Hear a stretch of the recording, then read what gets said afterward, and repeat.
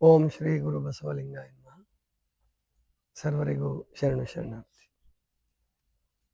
ಭಂಡಾರ ತುಂಬಿನಿ ಬಂಡಿಯಲ್ಲಿ ಹೇರುವರೆ, ಮಂಡಲವ ನಾಳಿ ಮೆರೆಯುವರೆ, ಒಕ್ಕಲನ್ನು ಕೊಂಡಾಡಬೇಕು ಸರ್ವಜ್ಞ. ಇಲ್ಲಿ ಈ ವಚನದಲ್ಲಿ ಸರ್ವಜ್ಞ ಏನು ಹೇಳ್ತಿದ್ದಾನಂದ್ರೆ, ಕೃಷಿಗೆ ಸಂಬಂಧಪಟ್ಟಂಗೆ, ಅಂದರೆ ಒಬ್ಬ ರಾಜ ಅವನು ಚೆನ್ನಾಗಿ ಬದುಕಬೇಕು ಅಂತಂದ್ರೆ ಭಂಡಾರ ತುಂಬಿ ನೀ ಬಂಡಿಯಲ್ಲಿ ಹೇರುವರೆ, ಅಂದರೆ ನಿನ್ನ ಭಂಡಾರ ಯಾವಾಗಲೂ ತುಂಬಿರಬೇಕು ಅಂತಂದ್ರೆ ನೀನು ಚಕ್ಕಡಿ ತುಂಬಿ ತುಂಬಿ ದಾನ ಮಾಡಬೇಕು ಅಂತ ಇದ್ರೆ, ಭಂಡಾರ ತುಂಬಿ ನೀ ಬಂಡಿಯಲ್ಲಿ ಹೇರುವರೆ, ಮಂಡಲವ ನಾಳಿ ಮೆರೆಯುವರೆ. ಮಂಡಲ ಅಂದ್ರೆ ಭೂಮಂಡಲ, ಭೂಮಂಡಲವನ್ನ ಆಳಿ ನೀನು ಮೆರಿಬೇಕು ಅಂತ ಇದ್ರೆ, ಒಕ್ಕಲನ್ನು ಕೊಂಡಾಡಬೇಕು ಸರ್ವಜ್ಞ, ರೈತನನ್ನ ನೀನು ಕೊಂಡಾಡಬೇಕು ಅನ್ನುವ ಮಾತನ್ನು ಹೇಳ್ತಾರೆ. ಇವತ್ತು ಈ ವಚನ ಯಾಕೆ ನೆನಪಾಯ್ತಪ್ಪ ಅಂದ್ರೆ, ಇವತ್ತು 5 ರಾಜ್ಯಗಳ ಮತ ಎಣಿಕೆ ಆಯಿತು. ಜೊತೆಗೆ ರಾಜಕಾರಣ ಮತ್ತು ಧರ್ಮಕಾರಣ ಇದಕ್ಕೇನು ಸಂಬಂಧ ಇರಬೇಕು, ಹೇಗಿರಬೇಕು ಅನ್ನೋದ್ರ ಬಗ್ಗೆ ತುಂಬ ಜಿಜ್ಞಾಸೆ ನಡೀತಾ ಇತ್ತು ಹಿಂದೆ, ಅಥವಾ ಈಗಲೂ ನಡೀತಾ ಇರುತ್ತೆ. ಎಷ್ಟೋ ಮಠಗಳು, ಮಂದಿರಗಳು, ಮಸೀದಿಗಳು, ಚರ್ಚ್ಗಳು ರಾಜಕಾರಣದ ಕಡೆ ಗಮನ ಕೊಡ್ತಾವೆ. ಅದರಲ್ಲೂ ಮಸೀದಿಗಳಂತೂ ಪೂರ್ಣ ಕೊಡ್ತವೆ.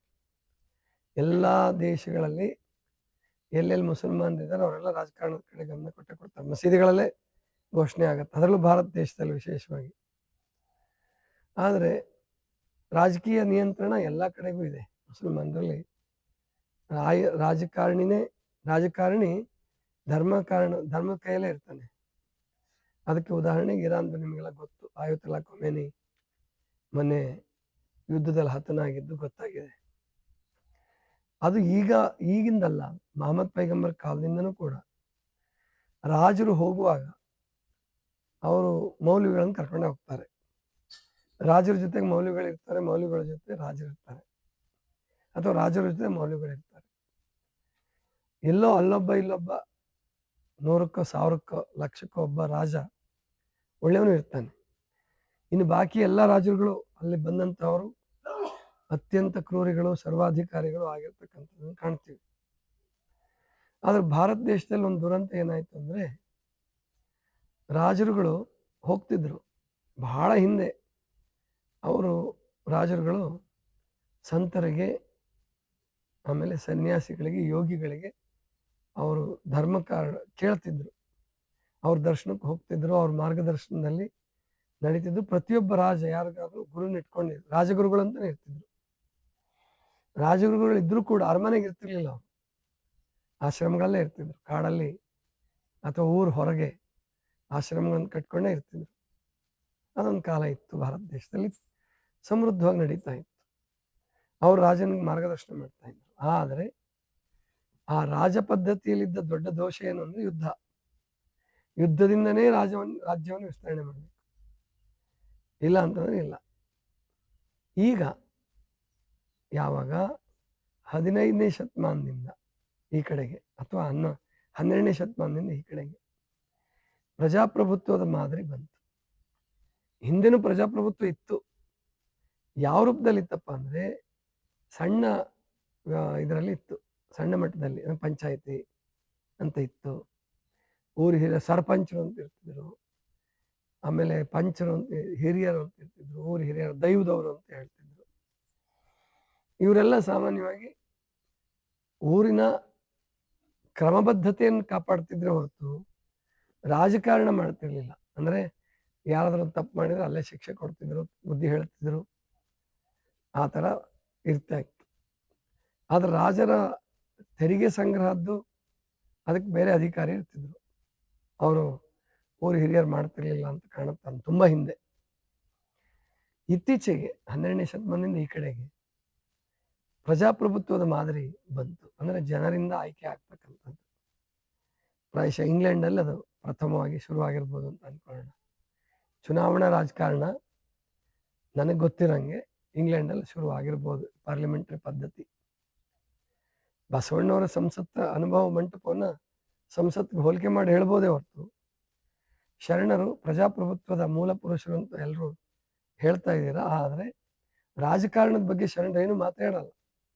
ಅದು ಬಂದಿರೋ ಸಮಸ್ಯೆ. ರಾಜಕಾರಣದ ಬಗ್ಗೆ ತಪ್ಪಿ ಮಾತಾಡಲಿಲ್ಲ. ಅಲ್ಲಂ ಪ್ರಭುಗಳು ಮಾತಾಡಲಿಲ್ಲ, ಅಕ್ಕ ಮಹಾದೇವಿ ಮಾತಾಡಲಿಲ್ಲ, ಸಿದ್ದರಾಮೇಶ್ವರರು ರಾಜಗುರುಗಳಾಗಿದ್ದರು. ಒಬ್ಬ ಸೊಲ್ಲಾಪುರದ ರಾಣಿಗೆ ರಾಜಗುರುಗಳಾಗಿದ್ದರು ಸಿದ್ದರಾಮೇಶ್ವರರು. ಹಾಗೆ ಬೇರೆ ಬೇರೆಯವರು, ಸಕಲೇಶ್ ಮಾದರಸರ ಅಪ್ಪ ರಾಜರಾಗಿದ್ದರು. ಅವರು ಬಿಟ್ಟು ತಪಸ್ಸಿಗೆ ಹೋದರು, ಮಲ್ಲರಸ ಅಂತ ಹೇಳಿ. ಸಕಲೇಶ್ ಮಾದರಸರು ಮೊದಲು ರಾಜರಾಗಿದ್ದರು, ಅವರು ಬಿಟ್ಟು ಹೋಗಿ ತಪಸ್ಸಿಗೆ ನಿಂತ್ಕೊಂಡ್ರು. ಆಮೇಲೆ ಕಲ್ಯಾಣಕ್ಕೆ ಬಂದರು. ಮೋಳಿಗೆ ಮಾರಯ್ಯನವ್ರದಂತೂ ಗೊತ್ತಿದೆ ನಿಮಗೆ, ಕಲ್ಯಾಣಕ್ಕೆ ಬಂದರು. ಅನುಭವ ಮಂಟಪವನ್ನು ಪ್ರಜಾಪ್ರಭುತ್ವದ ಆದರ್ಶ ಅಂತ ಇಟ್ಕೊಳ್ಬಹುದೇ ಹೊರತು ಅದು ಸಂಸತ್ತಿನ ಮೂಲ ಅಂತ ಹೇಳೋದು ಸ್ವಲ್ಪ ಕಠಿಣ, ಭಾಳ ಕಷ್ಟನೇ. ಯಾಕಂದರೆ ಬಿಜ್ಜಳ ರಾಜನಾಗಿದ್ದರೂ ಕೂಡ ಅವನು ಅನುಭವ ಮಂಟಪಕ್ಕೆ ಬರ್ತಾ ಇದ್ದಂಗೆ ಕಾಣಲಿಲ್ಲ, ಬರಲಿಲ್ಲ. ಎಲ್ಲೂ ಉಲ್ಲೇಖ ಸಿಕ್ಕಲ್ಲ ನಮಗೆ. ಆಮೇಲೆ ಆ ರಾಜನನ್ನು ಬದಲಾಯಿಸಿ ಅವನನ್ನು ಈ ಕಡೆಗೆ ತಗೊಳ್ಬೇಕು ಅನ್ನೋ ಪ್ರಯತ್ನ ನಡೀತೋ ಇಲ್ವೋ ಅದು ಉಲ್ಲೇಖ ಆಗಿಲ್ಲ. ಆದರೆ ಬಸವಣ್ಣವ್ರ ಬಗ್ಗೆ ಬಿಜ್ಜಳ ಭಕ್ತಿ ಗೌರವ ಇತ್ತು. ಆದರೂ ಕೂಡ ಕೊಂಡೆಯರು ಅಂದರೆ ಚಾಡಿ ಹೇಳ್ತಕ್ಕಂಥವ್ರಿಗೆ ಮಾತು ಹೇಳಿದಾಗ ಕೇಳ್ತಿದ್ದ ಅವನು. ಮತ್ತು ಬಸವಣ್ಣನ ಪರೀಕ್ಷೆ ಮಾಡ್ತಿದ್ದ. ಹೊರೆ ಹಚ್ಚಿ ನೋಡೋದಕ್ಕಿಂತಲೇ ಬಿಜ್ಜಳನನ್ನು ಹೊರೆಗಲ್ಲಾಗಿ ನೀನು ತಗೊಂಬಂದೆ ಅಂತ ಪರಮಾತ್ಮನಿಗೆ ಬಸವಣ್ಣವ್ರು ಹೇಳ್ತಾರೆ. ಮತ್ತು ಬಿಜ್ಜಳ ಹೆಸರು ಎಲ್ಲ ನೋಡಿದ್ರೆ ಅವನು ಜೈನನಾಗಿದ್ದ ಅಂತ ಅನಿಸುತ್ತೆ ಮೋಸ್ಟ್ಲಿ. ಆದರೆ ಹಿರೇಮಠರು ಆರ್ ಸಿ ಹಿರೇಮಠರು ಅವನು ಶೈವನಾಗಿದ್ದ ಅಂತ ಸಂಶೋಧನೆ ಮಾಡಿದ್ದಾರೆ. ಅದನ್ನು ನಾನು ಓದಿಲ್ಲ, ಎಲ್ಲ ಕೇಳಿದ್ದೆ ರಾಜ ಶೈವನಾಗಿದ್ದ ಅಂತ ಹೇಳಿ. ಆದರೆ ಶೈವನಾಗಿದ್ದಂಗೆ ಕಾಣಲ್ಲ ಬಿಜ್ಜಳ. ಹೆಸರು ಮತ್ತು ಅವನ ಆಚಾರ ವಿಚಾರಗಳೆಲ್ಲ ನೋಡಿದ್ರೆ ಅವನು ಜೈನ ಧರ್ಮೀಯನೇ ಆಗಿರ್ಬೋದು ಅಂತ ಅನಿಸುತ್ತೆ. ಮತ್ತು ಶರಣರು ಅವನನ್ನು ಭವಿಬಿಜ್ಜಳ ಅಂತ ಹೇಳಿ ಸಂಬೋಧಿಸ್ತಕ್ಕಂಥದ್ದನ್ನು ನಾವು ಕಾಣ್ತೀವಿ. ಬಸವಣ್ಣವ್ರ ವಚನದಲ್ಲೂ ಬರುತ್ತೆ, ತುಂಬ ಹುಡುಕಾಡಿದ್ರೆ ಬೇರೆಯವ್ರ ವಚನದಲ್ಲೂ ಕೂಡ ಬರ್ಬೋದು. ಅಂದರೆ ಅನುಭವ ಮಂಟಪ ರಾಜಕಾರಣದ ಬಗ್ಗೆ ಯೋಚನೆ ಮಾಡಲಿಲ್ಲ. ಅನುಭವ ಮಂಟಪಕ್ಕೆ ಮುಖ್ಯ ಗುರಿ ಇದ್ದಿದ್ದು ಸಮಾಜ ಸುಧಾರಣೆ. ಸಮಾಜ ಸುಧಾರಣೆ ಅನ್ನೋ ಶಬ್ದ ಬಳಸೋದಕ್ಕಿಂತ ಸಮಾನತೆ ಮತ್ತು ಉತ್ತಮ ಶಿಕ್ಷಣ ಕೊಡೋದು, ವಯಸ್ಕರ ಶಿಕ್ಷಣ ಜಾರಿಗೆ ತಂದರು. ಆದರೆ ಅದು 770 ಅಮರಗಣಗಳಿಗೆ ಲಕ್ಷದ ಮೇಲೆ 96,000 ಜನರಿಗೆ ಮೀಸಲಾಯಿತು ಹೊರತು ಅದನ್ನು ಇಡೀ ರಾಜ್ಯದಲ್ಲಿ ವಿಸ್ತರಣೆ ಮಾಡಿದ್ರ ಆ ರಾಜ್ಯ ಎಷ್ಟು ವಿಸ್ತೀರ್ಣವಾಗಿತ್ತು ಅಂತಕ್ಕಂಥದ್ರ ಅವೆಲ್ಲ ಸಂಶೋಧನಾತ್ಮಕ ವಿಷಯಗಳು. ಆದ್ದರಿಂದ ಪ್ರಜಾಪ್ರಭುತ್ವ ಶರಣರ ಕಾಲದಲ್ಲಿ ಶುರುವಾಯಿತು ಅಂತ ಹೇಳೋದು ಸರಿಯಾದದ್ದಲ್ಲ. ಪ್ರಜಾಪ್ರಭುತ್ವದ ಮೂಲ ಆ ತತ್ವಗಳಲ್ಲಿ ಕಾಣಿಸ್ಬೋದು, ಸಮಾನತೆ, ಸಹೋದರತೆ. ಅದರಲ್ಲಿ ಸ್ವಾತಂತ್ರ್ಯ ಅನ್ನೋ ಶಬ್ದ 100 ಕಡೆ ಬಳಕೆ ಆಗಿದೆ ವಚನಗಳಲ್ಲಿ. ಆ ದೃಷ್ಟಿಯಿಂದ ನಾವು ಪ್ರಜಾಪ್ರಭುತ್ವದ ಮೂಲ ಅಂತ ಹುಡುಕ್ಬೋದೇ ಹೊರತು ರಾಜಕಾರಣಕ್ಕೆ ಏನಾದರೂ ಯೋಚನೆ ಮಾಡಿದ್ರೆ ಅವರು ಬಸವಣ್ಣವರೊಬ್ಬರು ಪ್ರಧಾನಮಂತ್ರಿ ಆಗಿದ್ರು, ದಂಡನಾಯಕರಾಗಿದ್ರು ಅನ್ನೋದು ಬಿಟ್ಟರೆ ಬೇರೆಯವ್ರು ಯಾರೂ ಕೂಡ ರಾಜಕಾರಣದ ಬಗ್ಗೆ ತಲೆ ಕೆಡಿಸ್ಕೊಳ್ಳಿಲ್ಲ. ಸ್ವತಃ ಸಿದ್ದರಾಮೇಶ್ವರರು ಕೂಡ ರಾಜಗುರುವಾಗಿ ಉಳಿದ್ರೆ ಹೊರತು ಟೋಟಲಿ ದೇಶ ಕಟ್ಟೋಣ ಅಥವಾ ದೇಶನ ಹೇಗಿರಬೇಕು, ದೇಶದ ರೂಪುರೇಷೆಗಳು ಹೇಗಿರಬೇಕು ಅನ್ನೋದಕ್ಕೆ ಯೋಚನೆ ಮಾಡೋಕ್ಕೆ ಅವ್ರಿಗೆ ಟೈಮ್ ಸಿಗ್ತಾ ಇಲ್ಲವೋ ಗೊತ್ತಿಲ್ಲ. ಅವ್ರು ಅದ್ರ ಬಗ್ಗೆ ಆಲೋಚನೆ ಮಾಡಲಿಲ್ಲ. ಆ ದೃಷ್ಟಿಯಿಂದ ಈಗಿನ ಪ್ರಜಾಪ್ರಭುತ್ವ ಮಾದರಿ ಏನಿದೆ ಅದು ಇಂಗ್ಲೆಂಡಿಂದ ಶುರುವಾಯಿತು, ಪಾರ್ಲಿಮೆಂಟರಿ ಪದ್ಧತಿ ಅಂತ ಹೇಳ್ಬೋದು. ಮುಂದೆ ಫ್ರಾನ್ಸಲ್ಲಿ ಶುರುವಾಯಿತು. ಫ್ರಾನ್ಸ್ಗಿಂತ ಮುಂಚೆ ಅಮೆರಿಕಾದಲ್ಲಿ ಶುರುವಾಯಿತು. ಯಾಕಂದರೆ 1789 ಫ್ರಾನ್ಸ್ ಕ್ರಾಂತಿ ಆಗಿದ್ದು, 1776ರಲ್ಲಿ ಅಮೆರಿಕಕ್ಕೆ ಸ್ವಾತಂತ್ರ್ಯ ಬಂತು. ಆ ಸ್ವಾತಂತ್ರ್ಯ ಬಂದಾಗಿಂದನೇ ಅವರು ಸಂವಿಧಾನ ಮಾಡಿಕೊಂಡು ಪಾರ್ಲಿಮೆಂಟರಿ ಸಿಸ್ಟಮ್, ಈಗೇನು ಸೆನೆಟ್ ಅಂತಿದೆ, ಕಾಂಗ್ರೆಸ್ ಅಂತಿದೆ, ಅದನ್ನು ಅವರು ಮಾಡಿಕೊಂಡ್ರು ಅಮೆರಿಕದವರು. ಅವತ್ತು ಜಾರ್ಜ್ ವಾಷಿಂಗ್ಟನ್ ಬಹಳ ಅದ್ಭುತವಾದಂಥ ಪ್ರಜಾಪ್ರಭುತ್ವವಾದಿ. ಅದಕ್ಕೆ ಎಂಥ ಅದ್ಭುತ ವ್ಯವಸ್ಥೆ ಮಾಡಿದ್ರು ಅವರು ಅಂತಂದರೆ, ಅಲ್ಲಿ 2 ಸಾರಿ ರಾಷ್ಟ್ರಾಧ್ಯಕ್ಷ ಆಗೋಕ್ಕೆ ಅವಕಾಶ ಇರೋದು. ನೀವು ಬೇಕಾದಂಥ ಪ್ರತಿಭಾವಂತ ಆಗಿರೋ. ಈಗ ಬರಾಕ್ ಒಬಾಮ ಚಿಕ್ಕ ವಯಸ್ಸಿಗೆ ಆದ, 50 ವರ್ಷದೊಳಗಡೆ ಮೊದಲನೇದು, ಅಥವಾ 56 ವರ್ಷದೊಳಗೆ 2 ಟರ್ಮ್ ಮುಗಿದೋದು. ಈಗ ಬರಾಕ್ ಒಬಾಮ ಇದ್ದಾನೆ, ಒಬ್ಬ ಉದ್ಯಮಿಯಾಗಿ ಅಥವಾ ಒಬ್ಬ ಒಳ್ಳೆ ಏನೋ ಕೈಗಾರಿಕಾ ಸ್ಥಾಪಕನಾಗಿ ಪ್ರಜೆಯಾಗಿದ್ದಾನೆ. ರಾಜಕಾರಣಕ್ಕೆ ಹೋಗಂಗಿಲ್ಲ. ಅಲ್ಲಿ ರಾಷ್ಟ್ರಾಧ್ಯಕ್ಷ ಆದಮೇಲೆ ಅವನು ರಾಜಕಾರಣಕ್ಕೆ ಹೋಗಲ್ಲ. 2 ಸಾರಿ ಮುಗೀತು. ಟ್ರಂಪ್ ಒಂದೇ ಸಾರಿ ಆಗಿದ್ದು, ಮತ್ತೆ ಮಧ್ಯೆ ಒಂದು ಸಾರಿ ಗ್ಯಾಪ್ ಆಯಿತು. 2ನೇ ಸಾರಿ ಗೆದ್ದು ಬಂದ ಟ್ರಂಪ್.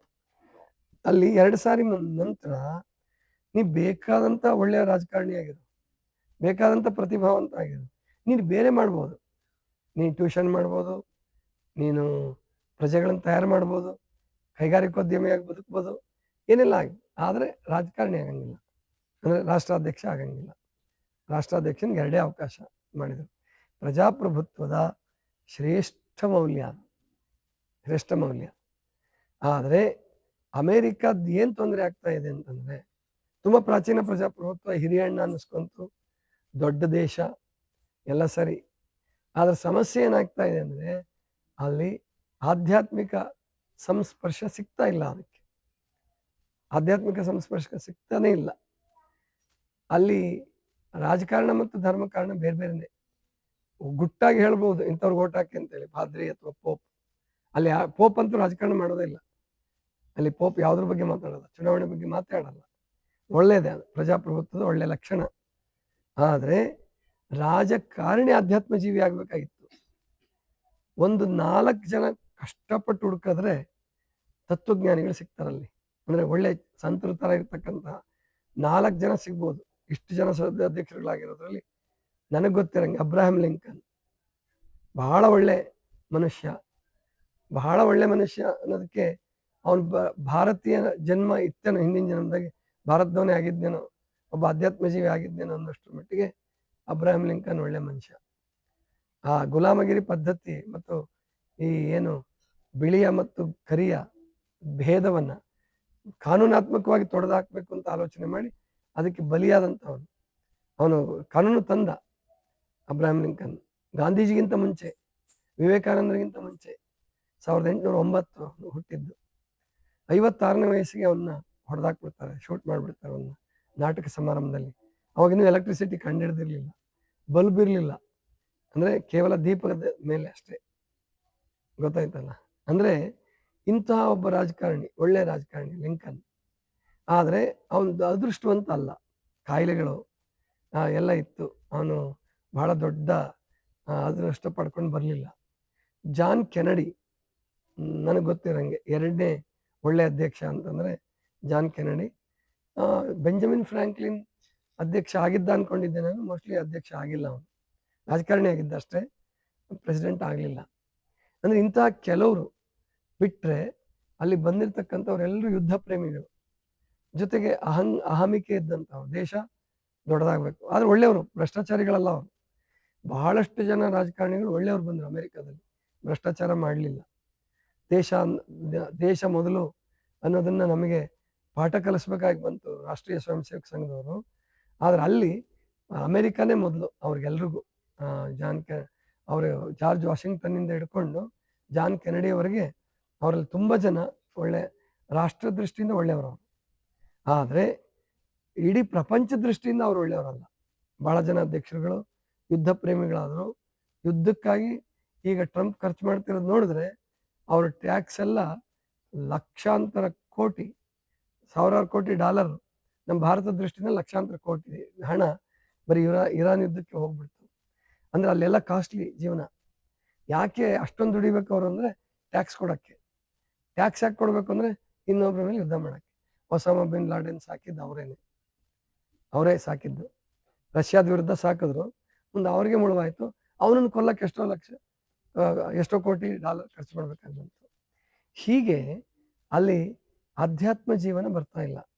ರಾಜಕಾರಣಿಗಳು ಅಂದರೆ ನಮ್ಮ ಜನಕರಾಜನ್ ಥರ, ಬಸವಣ್ಣವ್ರ ಥರ, ಆಮೇಲಿಂದ ನಮ್ಮಲ್ಲಿ ಅಶೋಕನ್ ಥರ, ಅವರಲ್ಲಿ ಪ್ರಜಾಪ್ರಭುತ್ವದ ಮಾದರಿಯಲ್ಲಿ ಅಧ್ಯಕ್ಷರುಗಳು ಬರ್ತಾ ಇಲ್ಲ. ನಮ್ಮ ದೇಶದಲ್ಲಿ ಅದು ಇಷ್ಟು ದಿವಸ ಸಾಧ್ಯ ಆಗಿರಲಿಲ್ಲ. ನಮ್ಮಲ್ಲಿ ದೇಶನೂ ಇಟ್ಕೊಂಡು ಒಳ್ಳೆ ಸಮರ್ಥವಾಗಿ ಧರ್ಮವನ್ನು ಪಾಲನೆ ಮಾಡ್ತಕ್ಕಂಥ ಒಬ್ಬರು ಪ್ರಧಾನಿ ಲಾಲ್ ಬಹದ್ದೂರ್ ಶಾಸ್ತ್ರಿಗಳು. ಆದರೆ ಲಾಲ್ ಬಹದ್ದೂರ್ ಶಾಸ್ತ್ರಿಗಳಿಗೆ ಹೆಚ್ಚು ಅವಕಾಶ ಸಿಗಲಿಲ್ಲ. ಅವಾಗ ಅವರಿಗೆ ದೇಶನೂ ಮೊದಲಾಗಿತ್ತು, ದೇಶಕ್ಕೆ ಬಹಳ ದೇಶಭಕ್ತಿ ಇತ್ತು ಅವರಿಗೆ, ಮತ್ತು ಅತ್ಯಂತ ಪ್ರಾಮಾಣಿಕರು. ಅಷ್ಟೇ ದಕ್ಷತೆಯೂ ಇತ್ತು. ಪಾಕಿಸ್ತಾನದ ಮೇಲೆ ಯುದ್ಧ ಸಾರೋದಕ್ಕೆ ಅವ್ರಿಗೆ ಇನ್ನು ಮುಂದೆ ನೋಡಲಿಲ್ಲ. ಆ ನಂತರ ಅದೃಷ್ಟವನ್ನು ಪಡ್ಕೊಂಡು ಸಮರ್ಥತೆಯನ್ನು ಪಡ್ಕೊಂಡು ಬಂದಂತಹ ಲಾಲ್ ಬಹದ್ದೂರ್ ಶಾಸ್ತ್ರಿಗಳ ನಂತರ ಅದೃಷ್ಟ ಮತ್ತು ಸಮರ್ಥತೆ, ಎಫಿಷಿಯನ್ಸಿ ಎಲ್ಲ ಕೂಡ ಬಂದಿದ್ದಂದ್ರೆ ಮೋದಿಗೆನೆ. ವಾಜಪೇಯಿ ಅವರಿದ್ದರು, ಆದರೆ ವಾಜಪೇಯಿ ಅವರಿಗೆ ಹೆಚ್ಚು ಅವಕಾಶ ಸಿಗಲಿಲ್ಲ, ಆರೋಗ್ಯ ಸಪೋರ್ಟ್ ಮಾಡಲಿಲ್ಲ. ಆದರೂ ರಾಜಕಾರಣದಲ್ಲಿ ದಿಟ್ಟ ನಿರ್ಧಾರ ತಗೊಂಡ್ರು ವಾಜಪೇಯಿ ಅವರು. ಆದ್ರೆ ಮೋದಿ ಅಷ್ಟು ದಿಟ್ಟ ನಿರ್ಧಾರ ತಗೊಳಕ್ಕಾಗಲಿಲ್ಲ ಅವರಿಗೆ ಪ್ರಜಾಪ್ರಭುತ್ವದ ಮಾದರಿಯಲ್ಲಿ ಅವರಿಗೆ ಸಂಖ್ಯೆ ಹೆಚ್ಚು ಸಿಗಲಿಲ್ಲ. ಮೋದಿ ನಿಜವಾಗಿ ಅಂದರೆ ಈಗ 12 ವರ್ಷ ಆಯಿತು. 12 ವರ್ಷಗಳಲ್ಲಿ ಭಾರತ ದೇಶದಲ್ಲಿ ಅದ್ಭುತವಾದಂತಹ ಬದಲಾವಣೆಯನ್ನು ತಂದರು. ಇವತ್ತು ರಾಕ್ಷಸರ ರೀತಿಯಲ್ಲಿ ಆಡಳಿತ ನಡೆಸ್ತಾ ಇದ್ದಂತಹ ಒಂದು ಇದನ್ನು ಕಿತ್ತು ಹಾಕಿದ್ರು. ಅದು ಪ್ರಜಾಪ್ರಭುತ್ವದ ಪದ್ಧತಿನಲ್ಲಿ. ಇದು ಯಾರಿದ್ರೂ ಕೂಡ ಇಷ್ಟು ಸಹಿಸ್ಕೊಂಡು ರಾಷ್ಟ್ರಪತಿ ಆಡಳಿತ ಹಾಕ್ಲಾರ್ದೇನೆ, ರಾಷ್ಟ್ರಪತಿಗೆ ಸ್ವತಃ ಅಪಮಾನ ಮಾಡಿಲ್ಲ ಮಮತಾ ಬ್ಯಾನರ್ಜಿ. ಆದರೂ ರಾಷ್ಟ್ರಪತಿ ಆಡಳಿತ ಹಾಕಲಿಲ್ಲ. ಅಲ್ಲಿ ಎಷ್ಟು ಜನ ಸತ್ರು, 100 ಜನ ಸತ್ತಿದ್ದಾರೆ ರಾಜಕೀಯ ಹಿಂಸೆಯಲ್ಲಿ. 1000 ಲೆಕ್ಕಕ್ಕಿಂತ ಅಥವಾ ಒಂದು 5,000 6,000 ಜನ ಹೋಗಿರ್ಬೋದು. ಒಂದು 15 ವರ್ಷದಲ್ಲಿ ಅಷ್ಟು ಜನ ಸತ್ತಿದ್ದಾರೆ ರಾಜಕೀಯ ಹಿಂಸೆಯಲ್ಲೇ. ಇನ್ನು ಗೊತ್ತಿಲ್ಲದೆ ಸತ್ತಿರೋರು ಎಷ್ಟು ಜನನು. ಅಂಥದ್ರಲ್ಲೂ ಕೂಡ 11 ವರ್ಷಗಳಾದರೂ ಮೋದಿ 12ನೇ ವರ್ಷ ಬಂದ್ರು ಅಲ್ಲಿ ರಾಷ್ಟ್ರಪತಿ ಆಡಳಿತ ಹೇರಲಾರ್ದೇನೆ ಸಂವಿಧಾನದತ್ವಗೆ ಆಡಳಿತ ನಡೆಸಿ ಚುನಾವಣಾ ಆಯೋಗ ಅದ್ಭುತವಾದಂತಹ ನಿರ್ಣಯವನ್ನು ತೆಗೆದುಕೊಂಡು SIR ಮಾಡಿ ಏನು ಫ್ರಾಕ್ಸಿ ವೋಟರ್ಸ್ ಇದ್ರು, ನುಸುಳುಕೋರರಿದ್ರು, ಅವ್ರನ್ನೆಲ್ಲ ತೆಗೆದುಹಾಕಿ ಇವತ್ತು ಅದ್ಭುತವಾದಂತಹ ಜಯವನ್ನು ಸಾಧಿಸಿದ್ದಾರೆ. ಇದು ಪ್ರಜಾಪ್ರಭುತ್ವದ ಗೆಲುವು. ಮೋದಿ ಗೆಲುವು, ಅಮಿತ್ ಶಾನ್ ಗೆಲುವು ಅನ್ನೋದಕ್ಕಿಂತ ಪ್ರಜಾಪ್ರಭುತ್ವ ಗೆದ್ದಿದೆ. ಅಲ್ಲಿ ಚುನಾವಣಾ ಆಯೋಗ ಗೆದ್ದಿದೆ. ಚುನಾವಣಾ ಆಯೋಗ ಎಷ್ಟು ಸ್ಟ್ರಿಕ್ಟ್ ಮಾಡುತ್ತೆ. ಮತ್ತೆ ಸುಪ್ರೀಂ ಕೋರ್ಟ್ ಗೆದ್ದಿದೆ. ಸುಪ್ರೀಂ ಕೋರ್ಟ್ ಕೂಡ ಕಾಲಕ್ಕೆ ಸರಿಯಾದ ನಿರ್ಣಯವನ್ನು ಕೊಟ್ಟು ಅಲ್ಲಿ ಸಮರ್ಥತೆಯನ್ನ, ದಕ್ಷತೆಯನ್ನು, ಮತ್ತೆ ಸೈನಿಕರ ಕೈಲಿ ರಾಜ್ಯ ಕೊಡಬೇಕಾಗಿ ಬಂತು ಅನಿವಾರ್ಯವಾಗಿ. ಅವರು ಸೈನಿಕರು ಕೂಡ ನಮ್ಮಲ್ಲಿ ತುಂಬ ಚೆನ್ನಾಗಿ ಮಾಡಿ ಇವತ್ತು ಒಂದು ಅದ್ಭುತವಾಗಿ ಅಂದರೆ ಸಾಧನೆಯನ್ನು ಮಾಡಿದ್ದಾರೆ. ಅದ್ಭುತವಾದ ಸಾಧನೆ ಅಂತ ಹೇಳಿದ್ನಲ್ಲ. ಇಡೀ ವಿಶ್ವದಲ್ಲಿ ಬರೀ ನಮ್ಮ ದೇಶಕ್ಕೆ ಅಷ್ಟೇ ಅನ್ವಯ ಮಾಡಲ್ಲ, ಇಡೀ ವಿಶ್ವದಲ್ಲಿ ಇಷ್ಟು ಕೆಟ್ಟ ಸರ್ಕಾರವನ್ನು ನಮ್ಮ ಸಂವಿಧಾನದತ್ವಗೆ ತೆಗೆದುಹಾಕಿದಂಥ ಶ್ರೇಯಸ್ಸು ಇವತ್ತು ನಮ್ಮ ಪ್ರಜಾಪ್ರಭುತ್ವಕ್ಕೆ, ನಮ್ಮ ಸಂವಿಧಾನಕ್ಕೆ, ನಮ್ಮ ಸುಪ್ರೀಂ ಕೋರ್ಟ್ಗೆ, ನಮ್ಮ ಸೈನ್ಯಕ್ಕೆ ಸಲ್ಲಬೇಕು ಈ ಶ್ರೇಯಸ್ಸು. ಅದನ್ನು ನಾವೆಲ್ಲ ಆನಂದಿಸೋಣ. ಅಂದರೆ ನಾವೇನು ಪಾಠ ಕಲಿಬೇಕಾದ್ರಿಂದ ಅಂದರೆ ಪ್ರತಿಯೊಬ್ಬರು ಓಟ ಹಾಕಬೇಕು. ಯಾರು ವೋಟರ್ ID ಮಾಡಿಸ್ಕೊಂಡೇ ಹೋಗಿದ್ರೆ, ಮಿಸ್ ಆಗಿದ್ರೆ ಎಲ್ಲರೂ ಓಟ್ ಹಾಕಿ ಮತ್ತು ರಾಷ್ಟ್ರಭಕ್ತಿಗೋಸ್ಕರ ಓಟ್ ಹಾಕಬೇಕು. ರಾಷ್ಟ್ರವನ್ನು ಮೊದಲು ಯಾರು ಅಂತ ಇಟ್ಕೊಂಡಿರ್ತಾರೆ, ರಾಷ್ಟ್ರಕ್ಕಾಗಿ ಯಾರು ಬದುಕ್ತಾರೆ, ಭ್ರಷ್ಟಾಚಾರ ಯಾರು ಮಾಡಲ್ಲ ಅಂಥವ್ರಿಗೆ ನಾವು ಓಟ್ ಹಾಕಿ ಗೆಲ್ಲಿಸ್ಬೇಕು ಮತ್ತು ಪೂರ್ಣ ಬಹುಮತದೊಂದಿಗೆ ತರಬೇಕು. ಅಂತಹ 2 ಅದ್ಭುತ ಘಟನೆಗಳು ನಡೆದವು. ತಮಿಳುನಾಡಲ್ಲೂ ಕೂಡ ಒಂದು ವಿಶೇಷ ಘಟನೆ ನಡೀತು. ಅಲ್ಲೂ ಯಾವ ಪಕ್ಷಕ್ಕೂ ಅಂದರೆ ಸಾಂಪ್ರದಾಯಿಕ ಪಕ್ಷಗಳಿಗೆ ಬೆಲೆ ಕೊಡಲಾರದೆ ಜನ ಒಬ್ಬ ಕಲಾವಿದ, ಆಕ್ಟರ್, ಅವನನ್ನು ನಂಬ್ಕೊಂಡಿದ್ದಾರೆ. ಅಲ್ಲಿ ಆ್ಯಕ್ಚುಲಿ ತಮಿಳುನಾಡು ರಾಜಕಾರಣ ಹಿಂದಿಂದ MG ರಾಮಚಂದ್ರ ಕಾಲದಿಂದ ಅದೇ ಥರ ಬಂದಿದೆ. ಈಗ ವಿಜಯ್ ಒಳ್ಳೆ ಕೆಲಸ ಮಾಡ್ತಾನೆ ಅನ್ನೋ ಭರವಸೆ ಇದೆ. ಯಾಕಂದರೆ ಈ ಕಲಾವಿದರು ಏನಿರ್ತಾರಲ್ಲ, ಅವರು ಹಣದ ರುಚಿ ನೋಡಿ ಬಂದ್ಬಿಟ್ಟಿರ್ತಾರೆ. ಅವರು ಭ್ರಷ್ಟಾಚಾರಿಗಳು ಆಗಲ್ಲ ಅಂತ ಅಂದ್ಕೊಳ್ಳೋಣ. ಯಾಕಂದರೆ NT ರಾಮರಾವ್ ಆಗಲಿ, ರಾಮಚಂದ್ರನ್ ಆಗಲಿ ಅಷ್ಟೊಂದು ಭ್ರಷ್ಟರಾಗಲಿಲ್ಲ. ಅಂದರೆ ಬೇರೆ ರಾಜಕಾರಣಿಗಳಷ್ಟು ಭ್ರಷ್ಟರು ಮತ್ತು ದುಷ್ಟರು ಎರಡೂ ಆಗಲಿಲ್ಲ ಅವರು. ಅಂದರೆ ಕೊಲ್ಸೋದು ಅಥವಾ ಅನ್ಯಾಯ ಮಾಡೋದು, ಚುನಾವಣೆಯಲ್ಲಿ ಗೆಲ್ಲಕ್ಕೋಸ್ಕರ ಏನು ಬೇಕಾದರೂ ಮಾಡೋದು, ಸಂವಿಧಾನವನ್ನೇ ಮೀರೋದು, ಈ ಎರಡನ್ನು NT ರಾಮರಾವ್ ಮಾಡಲಿಲ್ಲ, ರಾಮಚಂದ್ರನ್ ಮಾಡಲಿಲ್ಲ ಅನ್ಸುತ್ತೆ. ರಾಮಚಂದ್ರನ್ ಚಟ ಬಿಡಲಿಲ್ಲ, ಅತ್ಯಂತ ಕುರ್ತದ ಚಟಗಾರ. ಆದರೆ NT ರಾಮರಾವ್ ಒಳ್ಳೆ ಆಡಳಿತ ನಡೆಸಿ ತೋರಿಸಿದ್ರು. ರಾಜಕಾರಣಿ ಆಗಿದ್ದು ಹಾಗೂ ಕೂಡ ಒಳ್ಳೆ ರಾಜಕಾರಣ ಮಾಡ್ಬೋದು, ಧರ್ಮ ರಾಜಕಾರಣ ಮಾಡ್ಬೋದು, ನೀತಿಯುತ ರಾಜಕಾರಣ ಮಾಡ್ಬೋದು ಅಂತ ತೋರಿಸಿದ್ರು. ಹಾಗೆ ವಿಜಯ್ ಕೂಡ ಬದುಕಬೇಕು ಇವಾಗ. ವಿಜಯ್ ದಳಪತಿನ ಪೂರ್ಣ ಹೆಸರು ದಳಪತಿ ಅನ್ನೋದೇ ಬಿರುದ ಅಥವಾ ಹೆಸರು ಗೊತ್ತಿಲ್ಲ, ಬಿರುದ ಅದು. ವಿಜಯ್ ಒಳ್ಳೆ ಆಡಳಿತ ನಡೆಸಲಿ. ಯಾಕಂದರೆ ಆ ರಾಜ್ಯ ಚೆನ್ನಾಗಿದ್ರೆ, ತಮಿಳ್ನಾಡು ಚೆನ್ನಾಗಿದ್ರೆ ನಮ್ಮ ದೇಶದ ಗಡಿ ಭದ್ರವಾಗಿರುತ್ತೆ. ಅವರು ದುಷ್ಟರಾಗದೆ ಹೋದರೆ ಒಳ್ಳೆ ಕೆಲಸ ಮಾಡ್ಬೋದು. ತಮಿಳಿಯನ್ಸು, ಬಂಗಾಳಿಯನ್ಸು, ಮರಾಠರು ಇವರು 3 ಜನ 3 ರಾಜ್ಯ ನಮಗೆ ಚೆನ್ನಾಗಿದ್ಬಿಟ್ರೆ, ಬಿಹಾರ, ಉತ್ತರ ಪ್ರದೇಶ 5 ರಾಜ್ಯಗಳು ಚೆನ್ನಾಗಿದ್ರೆ ಇಡೀ ದೇಶ ಚೆನ್ನಾಗಿರುತ್ತೆ. ಯಾಕಂದ್ರೆ ಅದು ಜನಸಂಖ್ಯೆಯಿಂದನೂ ದೊಡ್ಡವು, ಜೊತೆಗೆ ಅಲ್ಲಿಯ ಜನ ಸಾಯೋದಕ್ಕೂ ಹಿಂಜರಿಯಲ್ಲ, ಸಾಯಿಸೋದಕ್ಕೂ ಹಿಂಜರಿಯಲ್ಲ. ಗೊತ್ತಾಯ್ತಲ್ಲ? ಅವ್ರಿಗೆ ರಾಷ್ಟ್ರಭಕ್ತಿ ಬಂದು ಒಳ್ಳೆ ರಾಜಕಾರಣಿಗಳನ್ನು ತಯಾರು ಮಾಡಿದರೆ ಇಡೀ ದೇಶ ಶಾಂತವಾಗಿರುತ್ತೆ. ಅದಕ್ಕೆ ಸಾಕ್ಷಿ ಉತ್ತರ ಪ್ರದೇಶ, ಬಿಹಾರನೂ ಕೂಡ ಸಾಕ್ಷಿ. 15 ವರ್ಷದಿಂದ ಒಂದು 20 ವರ್ಷದಿಂದ ನಿತೀಶ್ ಕುಮಾರ್ ಚೆನ್ನಾಗಿ ಮಾಡಿದರು. ಜೊತೆಗೆ ಯೋಗಿ ಎಷ್ಟು ಚೆನ್ನಾಗಿ ಮಾಡ್ತಿದ್ದಾರೆ, ಉತ್ತರ ಪ್ರದೇಶವನ್ನು ಎಷ್ಟು ಚೆನ್ನಾಗಿ ರೂಪಿಸ್ತಿದ್ದಾರೆ ಅನ್ನೋದು ನಿಮಗೆಲ್ಲ ಗೊತ್ತಿದೆ. ಅದಕ್ಕೆ ಪ್ರಜಾಪ್ರಭುತ್ವ ಯಶಸ್ವಿ ಆಗಬೇಕು ಭಾರತದಲ್ಲಿ. ಯಾಕೆಂದರೆ ಮುಂದೆ ಇಡೀ ವಿಶ್ವದಲ್ಲಿ ಪ್ರಜಾಪ್ರಭುತ್ವ ಬರೋದಿದೆ. ಕಮ್ಯುನಿಸಮಿಂದ ವಿಶ್ವ ಸುಧಾರಣೆ ಆಗಲ್ಲ, ಪ್ರಜಾಪ್ರಭುತ್ವದಿಂದನೇ ಸುಧಾರಣೆ ಆಗಬೇಕಾಗಿದೆ. ಆ ದೃಷ್ಟಿಯಿಂದ ಪ್ರಜಾಪ್ರಭುತ್ವವನ್ನು ಗೆಲ್ಲಿಸಬೇಕು. ನಾವೆಲ್ಲ ಪ್ರತಿಯೊಬ್ಬರು ಓಟ್ ಹಾಕಬೇಕು. ಚುನಾವಣಾ ಆಯೋಗ ಬಹಳ ಸ್ಟ್ರಾಂಗ್ ಆಗಬೇಕು. ಆಗತ್ತೆ. TN ಶೇಷನ್ ಶುರು ಮಾಡಿದ್ರು. ಚುನಾವಣಾ ಆಯೋಗಕ್ಕೂ ಹಲ್ ಕಿತ್ತಿಟ್ಬಿಟ್ಟಿದ್ರು ಇಂದಿರಾ ಗಾಂಧಿ ಮತ್ತು ನೆಹರು ಸೇರಿಕೊಂಡು. ಆದರೆ TN ಶೇಷನ್ ಅವ್ರ ಕಾಲದಿಂದ ಅದ್ಭುತವಾದಂಥ ಚುನಾವಣಾ ಆಯೋಗವನ್ನು ರೂಪಿಸ್ತಾ ಬಂದರು.